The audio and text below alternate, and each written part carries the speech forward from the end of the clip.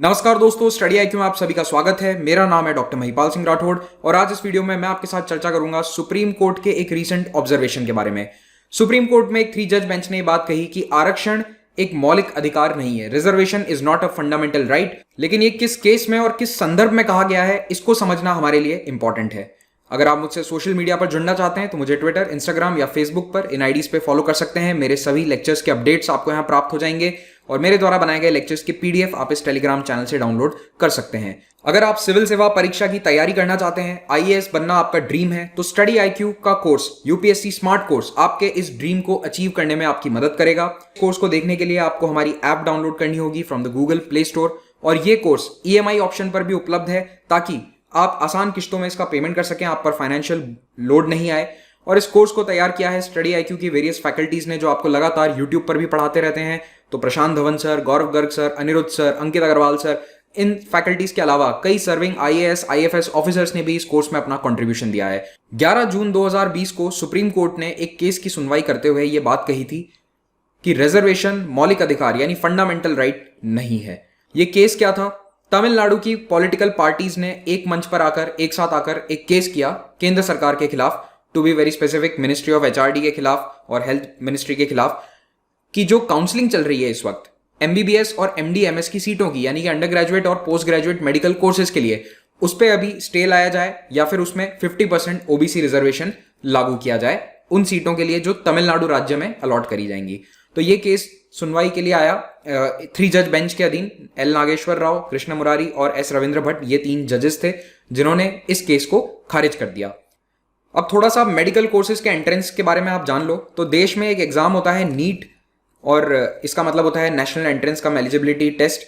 तो नीट 2 तरह का एग्जाम होता है। एक होता है अंडर ग्रेजुएट लेवल के लिए यानी कि 12th पास करने के बाद स्टूडेंट्स उसे देते हैं और उससे एमबीबीएस कोर्स में दाखिला मिलता है। दूसरा नीट एग्जाम होता है पीजी के लिए यानी कि एमबीबीएस करने के बाद एमडी एमएस यानी कि पोस्ट ग्रेजुएशन जहां स्पेशलाइजेशन होता है उसमें एंट्रेंस के लिए ये नीट पीजी का एग्जाम होता है। यानी कि जो ऑलरेडी डॉक्टर बन चुके हैं वो नीट पीजी का एग्जाम देते हैं और आगे एमडी और एमएस सीट में एंट्रेंस पाते हैं और अपना पोस्ट ग्रेजुएशन करते हैं। तो इन दोनों एग्जाम्स को कंडक्ट करवाते समय काउंसलिंग होती है, करवाने के बाद काउंसलिंग होती है जिसमें हर राज्य के मेडिकल कॉलेजेस में सीट्स का अलॉटमेंट होता है। तो भारत में एक सिंपल सा फॉर्मूला है कि देश के जितने भी मेडिकल कॉलेजेस हैं उनकी 15% सीटें ऑल इंडिया कोटे से भरी जाती हैं। यानी देश के हर राज्य के हर मेडिकल कॉलेज की 15% सीट पहले ही अलग रख ली जाती है और वो एक सेंट्रल मेरिट लिस्ट जो है उससे फिल करी जाएंगी। बाकी की 85% सीट्स राज्य अपने स्तर पर काउंसलिंग करवाकर फिल करते हैं। तो उसमें भी वो रैंक तो इस नीट वाली रैंक को ही रखेंगे, लेकिन वो अपने स्तर की काउंसलिंग कराई जाएगी according to their rules and regulation.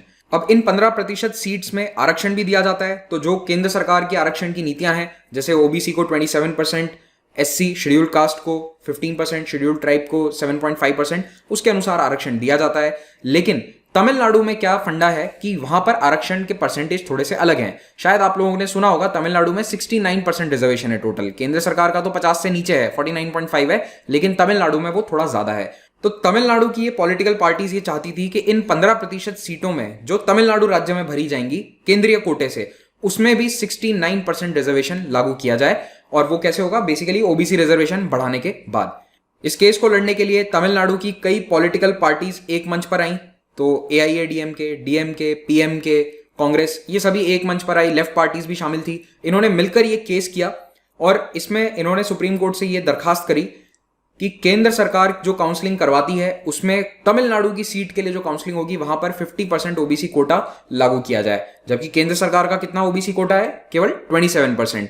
तो बेसिकली वो चाहते हैं कि जो हमारे राज्य की पॉलिसी है वो केंद्रीय कोटे से भी हमारे राज्य में सीट जो भरी जा रही है उसमें लागू हो। लेकिन जजेस ने कहा कि आपकी डिमांड बिल्कुल भी तर्कसंगत नहीं है, क्योंकि इन्होंने अपनी अपील करी थी आर्टिकल 32 के तहत। आर्टिकल 32 क्या होता है? Right to constitutional remedy. तो अगर किसी के मौलिक अधिकारों का हनन हो रहा है तो फिर वो कोर्ट्स में अपील कर सकता है अंडर आर्टिकल 32। तो यहां पर सुप्रीम कोर्ट ने ये पूछा इन पिटिशनर्स से, अर्जीकर्ताओं से, कि यहां पर किसके फंडामेंटल राइट्स वायलेट हो रहे हैं जो आप आर्टिकल 32 के तहत केस दायर कर रहे हो।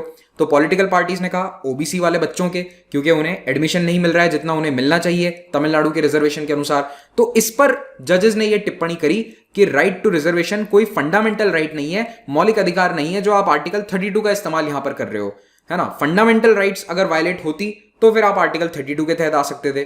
फिर इनके वकील ने काउंटर करने की कोशिश करी कि राइट टू एजुकेशन इनका वायलेट हो रहा है, लेकिन वो दलील भी कोर्ट ने इनकी ठुकरा दी।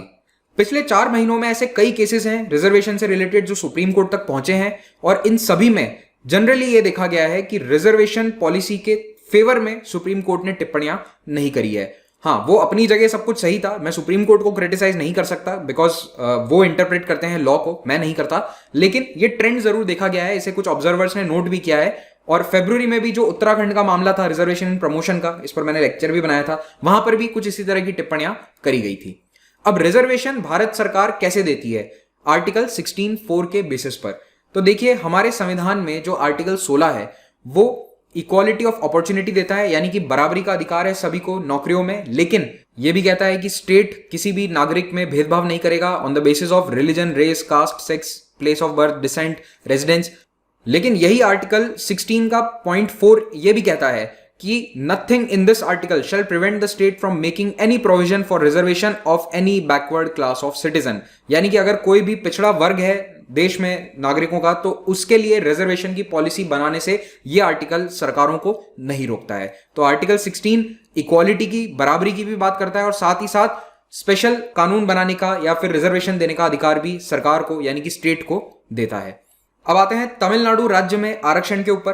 तो तमिलनाडु में रिजर्वेशन का परसेंटेज दूसरे राज्यों के मुकाबले थोड़ा ज्यादा है, केंद्र सरकार से भी ज्यादा है। तो जहां केंद्र सरकार में रिजर्वेशन किस तरह से दिया जाता है, 7% है शेड्यूल्ड ट्राइब को, 7.5 15% है शेड्यूल्ड कास्ट को, और 27% है अदर बैकवर्ड क्लासेस को। तो ये कुल मिलाकर हो जाता है 49.5% रिजर्वेशन। लेकिन तमिलनाडु में रिजर्वेशन है 69%, और इसमें सबसे बड़ा जो हिस्सा है, the largest chunk is of backward classes, that is 50%।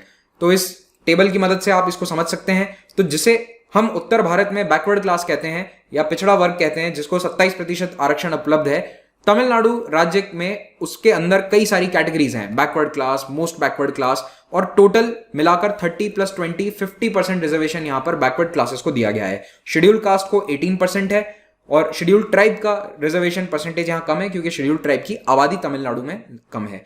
तो ये टोटल हो जाता है 69%।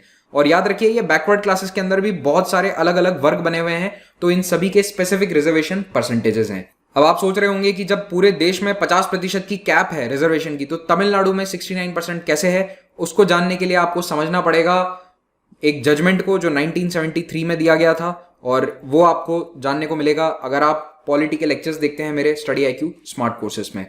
तो सुप्रीम कोर्ट ने 11 जून को इन सभी पॉलिटिकल पार्टीज की याचिका खारिज कर दी, और इनको यह कहा कि अगर आपको आरक्षण केवल तमिलनाडु राज्य में लागू करवाना है तो सुप्रीम कोर्ट में मत आइए, आप जाइए मद्रास हाईकोर्ट में। तो ये सारी पार्टीज अब मद्रास हाईकोर्ट में फिर से अपील कर रही हैं।